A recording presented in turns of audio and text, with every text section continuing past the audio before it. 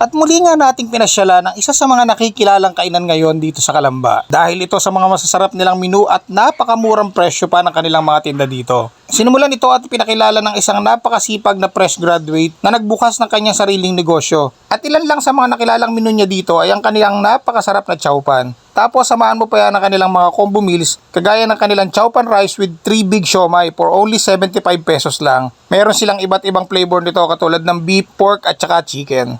Match na match yan sa napakalasang chowpan rice nila. Isa din sa mga original menu nila dito ang kanilang chowpan with Hungarian sausage. Nakitang-kita naman sa sulit sa laki at sarap nitong kanilang Hungarian sausage. Sa halagang 80 pesos lang ay matitikman mo na rin yan dito. Isa din sa mga nakilala nilang menu dito ang kanilang chowpan alaking.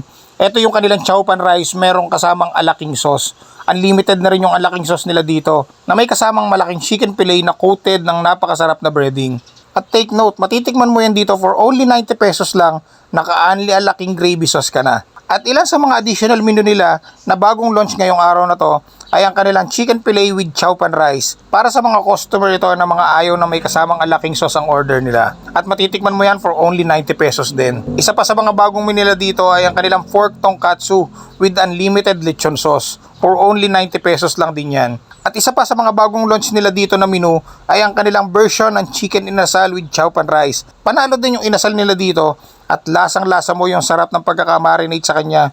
Tapos samahan mo pa yan ng kanilang chowpan rice dito. Nagkakahalaga lamang yan ng 99 pesos. Talaga namang mapapasabi ka na sulit ang perang ibabayad mo. Kung hindi ka naman mahilig sa chowpan rice, ay pwede ka ring umorder dito ng kanilang plain rice o kaya yung kanilang fried rice. Available din ito sa kanila. At dahil nga ngayong araw ang launching ng kanilang mga bagong menu, ay isa tayo sa mga kauna-unahang nakatikim nito. Nakakatuwa din dahil nakita natin ang ating mga picture dito sa pinagawang tarpaulin ni Boss G. Kasama ang mga vlogger na nakapunta dito katulad ni Kuya Rich TV, Goma TV at si ATV Rides ni Lods. Kaya naman kung gusto mo din namang matikman ang mga pagkain dito sa Boss G Chowpan ay pumunta ka na dito dahil located lamang sila dito sa may Asia 2 Canlubang Laguna. Ito din ang kanilang Facebook page for more details. Open sila from 10 AM up to 10 PM or until supply last. Kasi kadalasan talagang mabilis ma-sold out ang kanilang menu dito. Isa lamang yan sa patunay talagang napakasarap na mga tinitinda at quality ang mga pagkain na sineserve dito sa Boss G Chowpan or yung kilala nilang as BGC. O siya paano mga idol, i-enjoyin ko pa itong pagpo-food trip dito. Maraming salamat sa patuloy na pagsama at pagsuporta sa lahat ng mga food trip galang ginagawa natin katulad nito. Kita-kita tayo sa the vlog. See you guys! Guys, may mga bagong menu na dito sa Boss G Chowpan. Ito yung mga bagong menu nila. Tara, kain tayo.